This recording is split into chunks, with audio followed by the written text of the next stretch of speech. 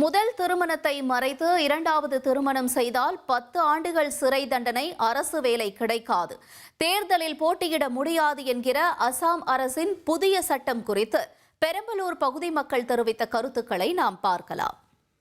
தப்பு செஞ்சவங்களுக்கு தண்டனை கொடுத்தா மட்டும்தான் அடுத்து குற்றங்கள் குறையும் ஏன்னா இப்போ நம்ம ஃபாரினில் பார்த்தீங்கன்னாக்க சட்டங்கள் கடுமையாக இருக்கிறதா தான் சில விஷயங்கள் குறைஞ்சிக்கிட்டே இருக்குது.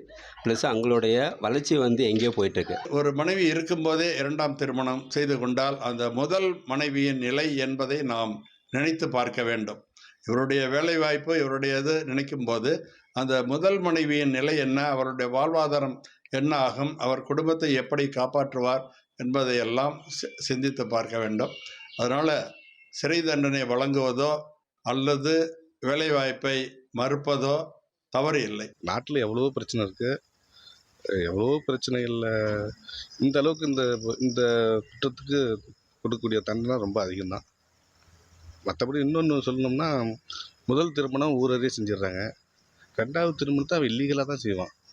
அப்போ இல்லீகலாக செய்யக்கூடிய அந்த திருமணத்தை எப்படி அவங்களால கண்டுபிடிக்க முடியும்? ஒன்று மேரேஜ் ரெஜிஸ்ட்ரேஷன் பண்ணணும், இல்லை கோயிலில் போயிட்டு அதை ரசீது போட்டு மேரேஜ் பண்ணுவாங்க. இந்த மாதிரி எதாவது பண்ணியிருந்தால் தான் ப்ரூவ் பண்ண முடியும். இந்த மாதிரி எதுவும் பண்ணாமல் இல்லீகலாக பண்ணுறதை ப்ரூவ் பண்ண முடியாது. அதுக்கு அரசாங்கம் என்ன நடவடிக்கை எடுக்கும்? இந்த சட்டம் நாடு முழுவதும் வந்துச்சு அப்படின்னா மிகவும் சிறப்பாக இருக்கும், மிகவும் நன்றாக இருக்கும்.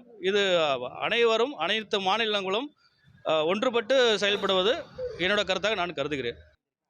முதல் திருமணத்தை மறைத்து இரண்டாவது திருமணம் செய்வோருக்கு கடும் தண்டனை விதிக்கும் அசாமின் புதிய சட்டம் குறித்து பெரம்பலூர் பகுதி மக்கள் தெரிவித்த கருத்துக்களை நாம் பார்த்தோம்.